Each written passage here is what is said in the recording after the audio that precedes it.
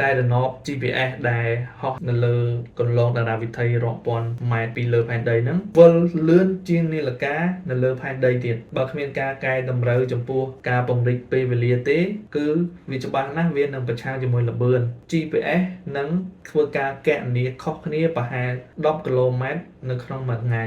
ការគិតរបស់លោក Einstein ហ្នឹងគឺធ្វើឲ្យទូរស័ព្ទមើលផែនទីបានត្រឹមត្រូវតើពេលជាអីឲ្យពិតប្រាកដជាវិមាត្រដែលយើងឆ្លងកាត់វាតភ្ជាប់គ្នាទៅនឹងលំហការប៉ះពាល់ដោយផ្ទាល់ជាមួយល្បឿននិងម៉ាស់ពេលគឺកោងវាលាតសន្ធឹងជាផ្នែកមួយនៃការធ្វើចលនាបំលាស់ទីរបស់សកលលោកអ្នករូបវិទ្យាគិតថាពេលអាចជាការបំភាន់មានន័យថាអ្វីគ្រប់យ៉ាងធ្លាប់កើតឡើងឬនឹងកើតឡើងគឺ